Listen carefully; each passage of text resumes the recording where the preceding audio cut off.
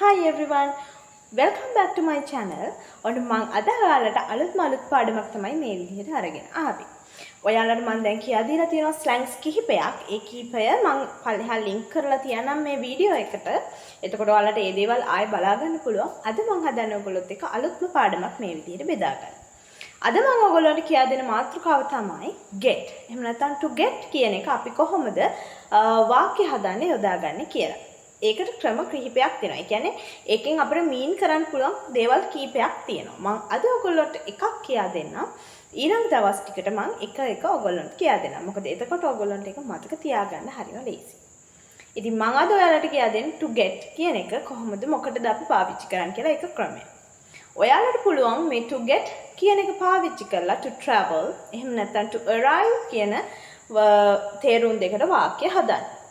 ඉතින් මම උදාහරණයක් විදිහට ඔයාලට මෙන්න මේක පෙන්නන්නම්. How did you get to Kandy? How did you get to Kandy? මෙතනදී අපි අදහස් කරන්නේ how did you travel කියන එක. How did you travel? එතකොට මේ how did you get කියන එකෙන් කවුරු හරි ප්‍රශ්නයක් අහුවාම ඔයාලට ඒකට උත්තරය දෙන්නත් මේ get කියන එකම පාවිච්චි කරන්න පුළුවන්. ඉතින් මේ විදිහට උත්තරයක් ඔයගොල්ලෝ දෙනවා නම් ඔයගොල්ලන්ට කියන්න පුළුවන් I got here by train. I got here by train. මම ආවේ කෝච්චියෙන්. මෙතනදී අපි අදහස් කරන්නේ travel කියන පදය. එහෙම නැත්නම් ඔයගොල්ලන්ට පුළුවන් මේකේ arrive කියන වචනේ තේරුම එන විදිහට වාක්‍ය හදන්න. මේ විදිහට එදිනෙදා ජීවිතේ කතා කරනකොට ඔයාලට day to day conversations කරගන්න පුළුවන්. උදාහරණයක් විදිහට මම මෙහෙම කියන්නම්.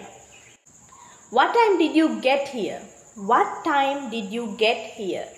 මෙතනදී අහන්නේ කොයි වෙලාවෙද ඔයා ආවේ? එතකොට මෙතනදී meaning එක වෙන්නේ arrive. Arrive. එහෙනම් අපි ඒකට ආන්සර් එකක් දෙන්න පුළුවන්. I got here at 10:30 am. 10:30 am. මම 10:00 වෙනකොට ආවා. ඉතින් මේ විදිහට ඔයාට travel එහෙම නැත්නම් arrive කියන දෙකටම get කියන එක පාවිච්චි කරන්න පුළුවන්. මේ විදිහට ක්‍රම කීපයක් තියෙනවා.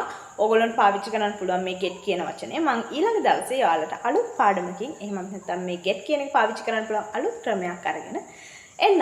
ඉතින් එතකන් ඕගොල්ලන්ට සුබ දවසක්.